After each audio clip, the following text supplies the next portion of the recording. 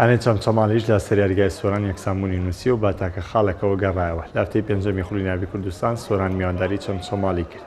یارەکە لە سەرەتاوە گەڕمگوڕی بەخۆ بینی و لە گوێمیەکەم یاریزانانیانی سۆران باشتر دەبینران و چەندین دەرفەتی گۆڵکردنیان لەدەستدا. گەمی دومی یارەکە بوو یارزانانی چەمچەماڵ باسی باشتر بینران و چەندین هێرشی مەترسیان بۆ سەر گۆڵی سۆران برد، بەڵام ئەوانیش نەیانتوانی گۆڵ تۆمار بکەن و هەردووانە بێ گۆڵ یاریگا هاتنە دەرەوە. یارەکە بە خاڵێک وەرد و لە بەکۆتا هات و یەکسان.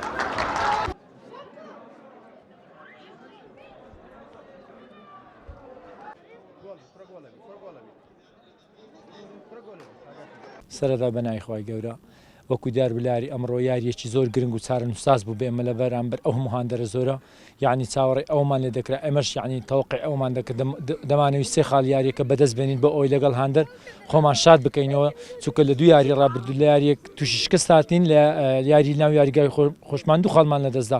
وەکو دیار بوو یعنی وەکو هەمان یاریەکانی ڕابردوو ئەداءێک زۆر خراپمان پێشکەش کرد، دەبووە یعنی شتێکی باشتر بکەین. ئێمە لە هێلی دوا و لە هێلی ناوەڕاست یعنی با بڵێن تۆزێک باشین، بەڵام لە هێلی پێشەوە یعنی هیچ ئەوەی ئەومانی خەترەمان نییە لە پێشەوە گۆڵکارمان یعنی ناتوانین هیچ شتێکی جیاواز بکەن لەگەڵ فەریقەکانی دی.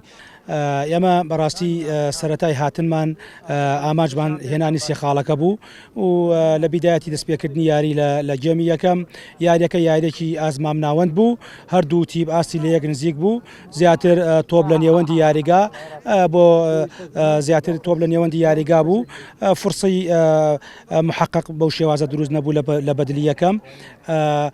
بەڵام لە شەوتی دووەم ئێمە توانیمان لە خۆڕێخستنەوەی خۆمان و لە ئەنجامی گۆڕینی چەند یاریزانیەک توانیمان کۆنتترۆل یاریگا بکەین و لە هەمان کاتیشا تۆپمان زیاتر لە قاچی خۆمان هێشتەوە و لەگەڵ لە ئەنجامی ئەم گۆڕانکاریانە چەند فرسەیەکی محققمان هێنا لە هێنانی فرسە محققەکان نەمانتوانی گۆڵ تۆمارکەین، هێرشبەرەکانمان موفق نەبوون.